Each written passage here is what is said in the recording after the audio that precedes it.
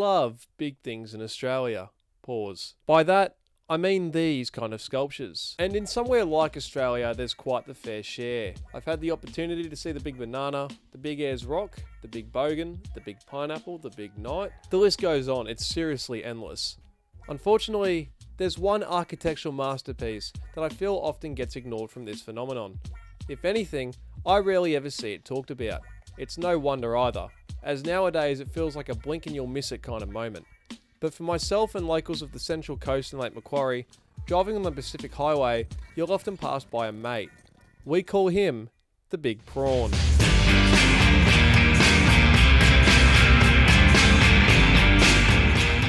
Alright, now that I've said that, I feel I need to clear up a point of confusion. This is the Big Prawn, and this is also the Big Prawn.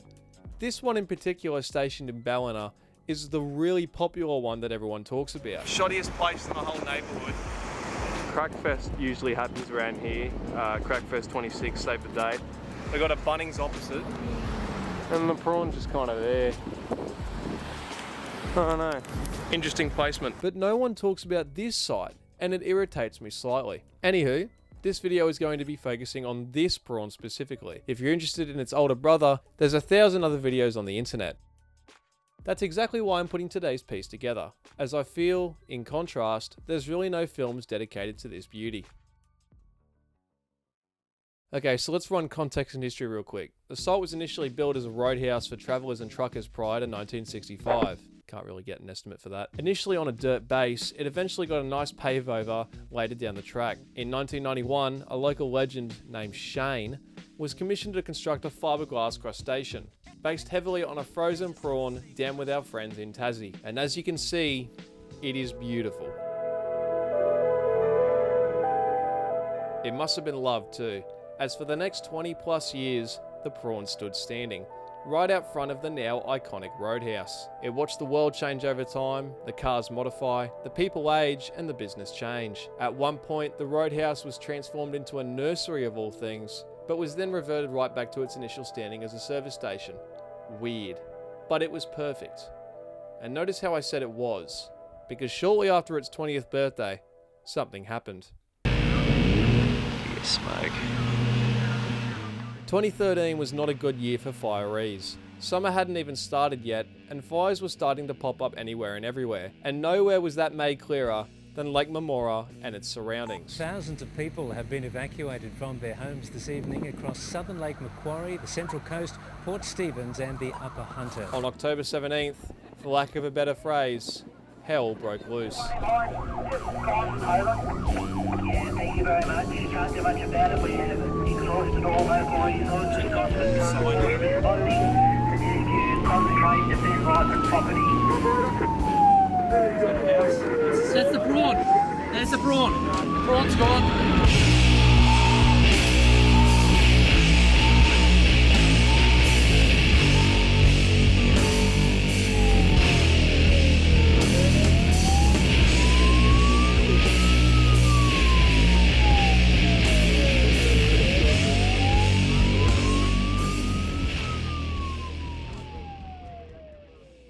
News began to spread overnight about the roadhouse collapsing.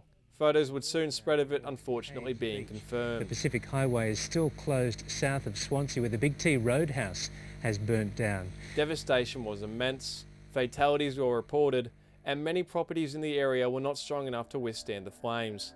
As smoke began to clear up the following morning and people were allowed back through the area, they noticed something. You see, you can burn a prawn on the grill, but its shell will generally offer protection from intense heat.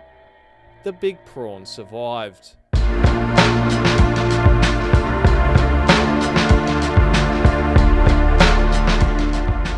Amazingly, with flames all around it, burning down everything it once knew, the prawn miraculously come out mostly unscathed, only with a few minor burns. It was astonishing. The rest of the area looks simply unrecognisable. Nothing around it survived. But like a shimmer of silver lining, the fact the prawn of all things, a fiberglass constructed piece that was older than Silverchair, survived this chaotic fire, was a testament to Shane and his fine work on it.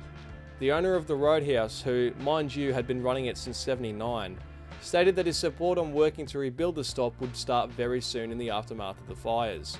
but that was in 2013. Whether it be lack of funds or other projects, this concept unfortunately never came to fruition. Here I am on the Central Coast. I'm just doing a contour survey of a service station near Lake Macquarie that was burnt down by the fires we had in October. So while the council thinks up on what to do with this plot of land, the prawn sticks around for a bit longer. Throughout the 2010s, talk of a new service station getting implemented was in discussion. But once again, talking about an idea only gets you so far.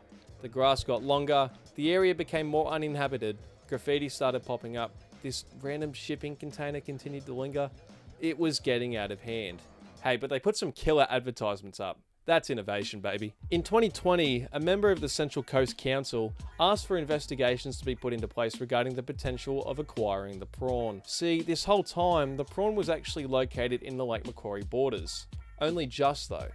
This is a pretty close margin, and with no action being taken since the devastating fires 7 years prior, it does make sense why acquisition was on their minds. The idea was, if they did acquire it in the end, they'd put it in a more primary area as a gateway to the Central Coast.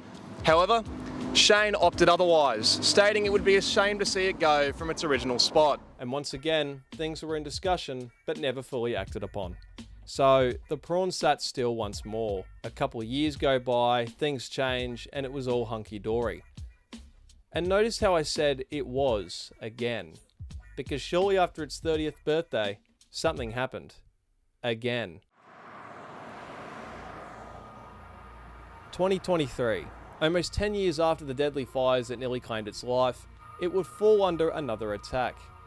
In the early hours of August 5th, an unknown assailant would ascend to eye level with the prawn, grab their angle grinder, go to town, and tear its head off. The media frenzy would begin shortly thereafter. Authorities are on the lookout for a vandal who sawed the head off the Big Prawn at Crangan Bay. Me and some mates actually drove through the area at about 6 o'clock the previous night, and we didn't see anything out of the ordinary. So clearly, this was a night shift job. It's a bit ironic. Here's a solid piece of architecture that stood its ground for 30 years. It nearly got burnt to a crisp, but miraculously survived. You know how it ended up meeting its fate? 23-year-old John Smith and his handy angle grinder. That's Australia for you. It's now been nearly 3 years since the Big Prawn's fatal attack. Now, only the shell of what once was continues to linger over the busy streets. At the end of the day, it's personal preference on how you want to eat a prawn. You can dive in by eating the entire thing, or for a cleaner eating experience, taking the head off. Our angle grindee clearly had this preference. You know, I stand here now underneath this thing and it really does give me some time to reflect. Anytime I've headed to Catho Beach in the last 20 years, I've passed by this beauty.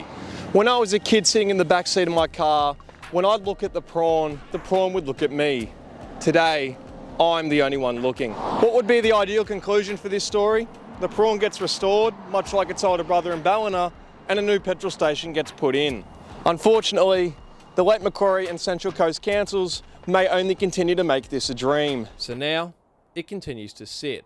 With no head or arms to support itself, nature will begin to eat the Big Prawn. Thanks for watching.